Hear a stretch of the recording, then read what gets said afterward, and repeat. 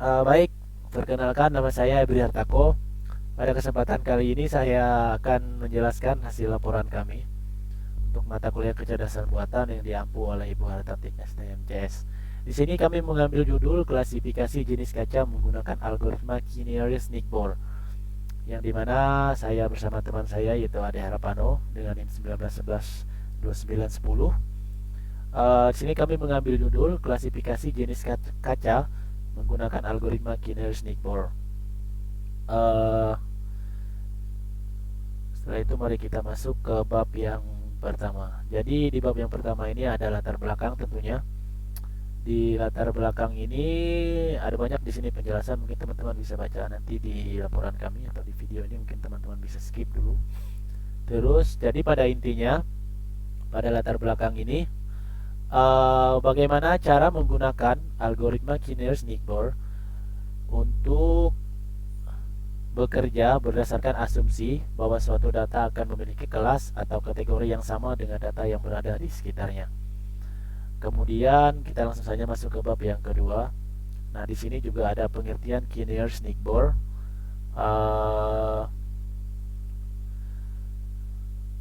Di sini juga ada penjelasannya, mungkin teman-teman nanti bisa baca sendiri ya. Karena penjelasannya sudah atau pengertiannya sudah ada di sini, maka saya akan menjelaskan cara kerja algoritma ini ya teman-teman. Sedikit penjelasan dari saya. Jadi algoritma Kinnear-Nickbor ini adalah pada intinya dia mengklarifikasi objek baru berdasarkan atribut dan sampel latin. Pengklarifikasian tidak menggunakan model apapun untuk dicocokkan dan hanya berdasarkan pada memori. Di dalam Kinnear-Nickbor ini sebenarnya ada beberapa perhitungan ya, yang dimana di situ ada perhitungan jarak. Nah, di perhitungan jarak ini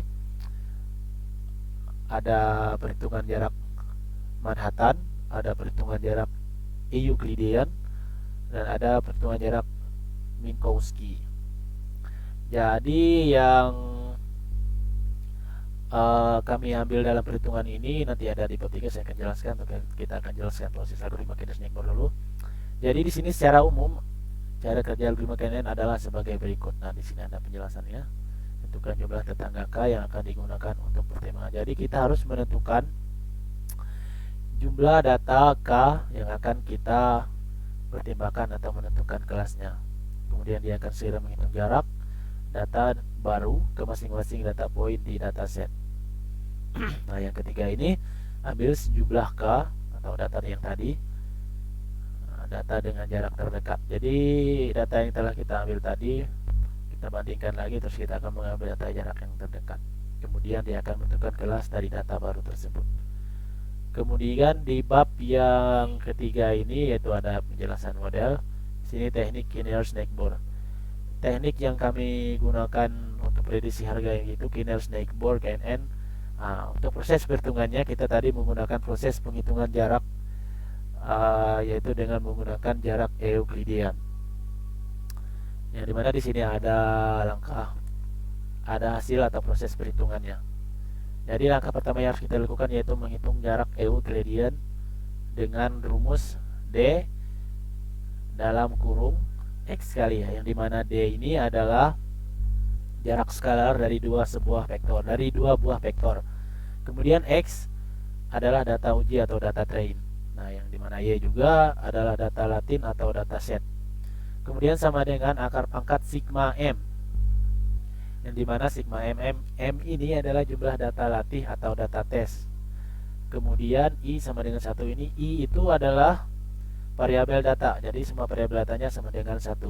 Kemudian ada dalam kurung lagi X1 min Y, XI min YI, tutup kurung akar pangkat 2. Jadi XI ini adalah sampel data, kemudian YI ini adalah data uji atau data testing.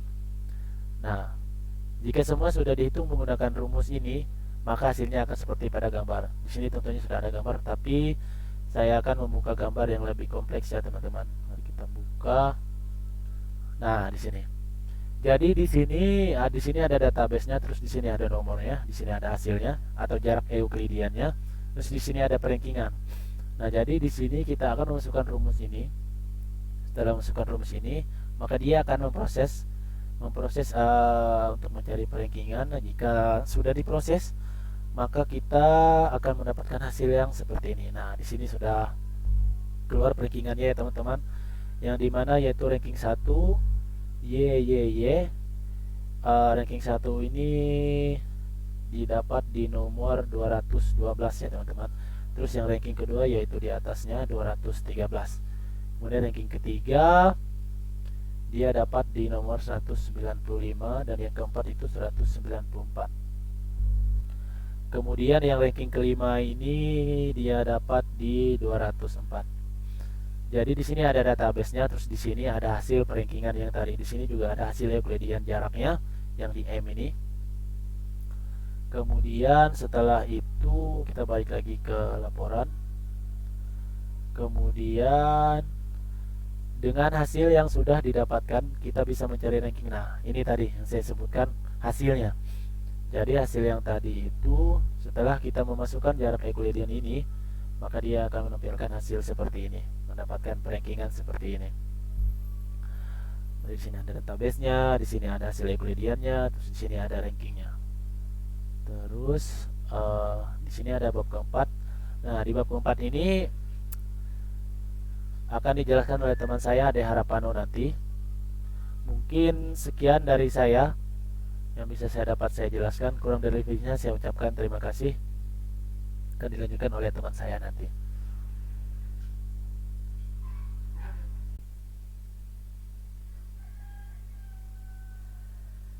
Baik, di sini saya melanjutkan presentasi dari teman saya tadi. Sebelumnya perkenalkan, nama saya Ade Harapano, NIM saya 19112910. Di sini saya melanjutkan di bagian implementasi dan pembahasan. Pada implementasi perhitungan KNN ini sendiri kami menggunakan bahasa pemrograman yaitu Python dan platform Google Colab. Untuk langkah-langkah perhitungan sendiri sebagai berikut. Langsung saya masuk di Google Colab-nya. Nah, di sini yang pertama saya mau menjelaskan tentang dataset. Dataset ini sendiri kami ambil dari website yang bernama Machine Learning Repository atau UC dengan nama dataset Glass Identification Dataset. Dalam dataset ini mempunyai atribut.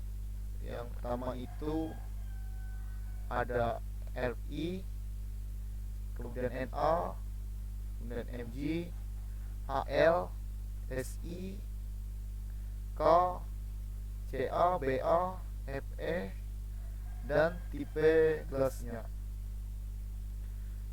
Datasetnya seperti ini.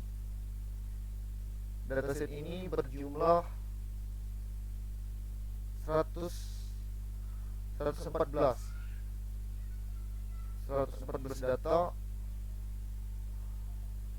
data uji kaca. Kemudian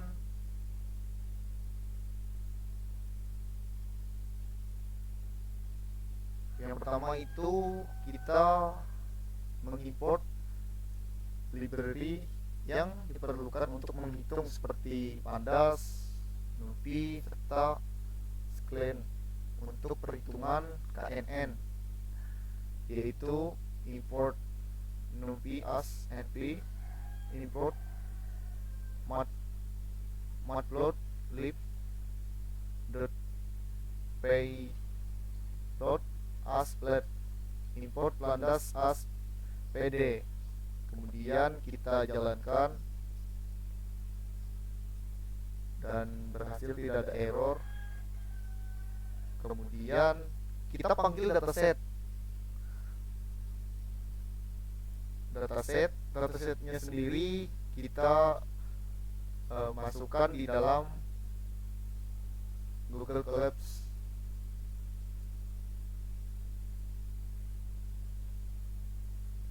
Kemudian kita jalankan, berjalan.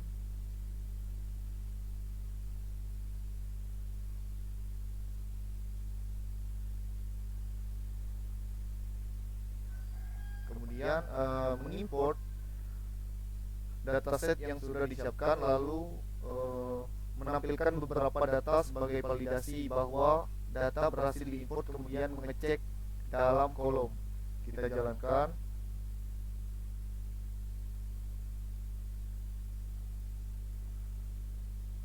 Ya, sudah berjalan. Kemudian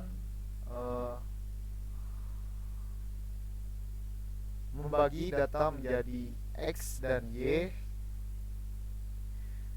dan lalu mentraining data yang sudah terbagi. Kita jalankan. Sudah berjalan, sudah terbagi ya. Kemudian kita print. Nah, seperti ini hasilnya.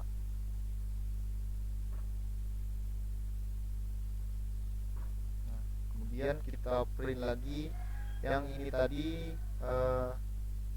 Ini hasil X-nya, kemudian ini hasil Y-nya. Kita jalankan. Nah, seperti ini.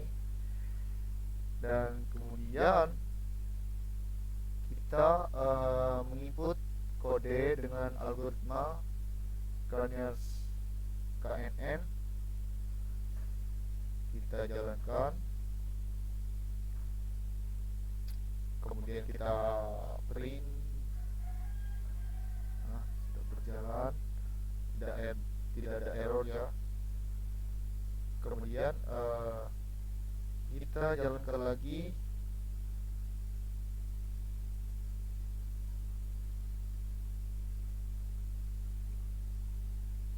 X training mendapatkan hasil 160, kemudian len X 214 data, kemudian len X test, jadi data yang dites itu 54, kemudian len Y itu 214, kemudian len Y lagi, kemudian 54, dan data training Y nya 160.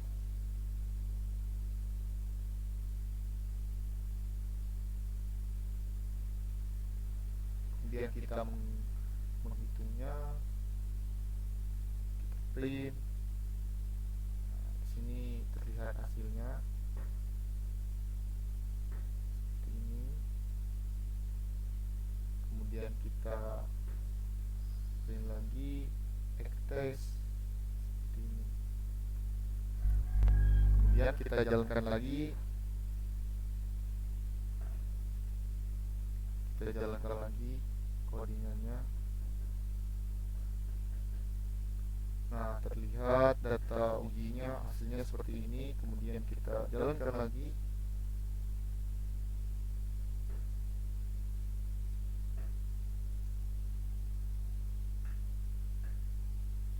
Kita tunggu proses eksekusi.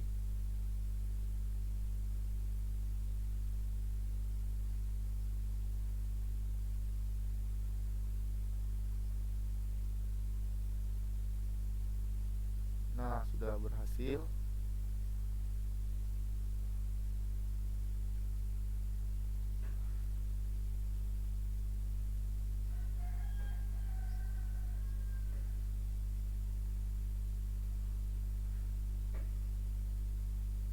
Ini jenis kacanya bisa terlihat. Kemudian glass optifnya terlihat di grafik ini.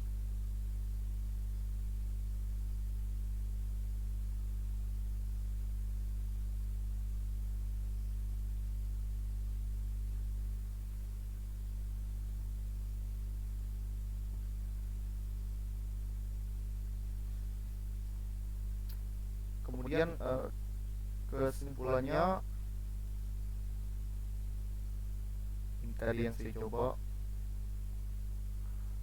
Nah, kesimpulannya kesimpulannya, klasifikasi pada Glass Identification Dataset dengan menggunakan KNN memiliki tingkat akurasi sebesar 76,92%. Tingkat akurasi ini dapat dikatakan baik karena ketika kita mencoba dengan memasukkan data kaca baru, hasil klasifikasi tepat menentukan jenis kacanya.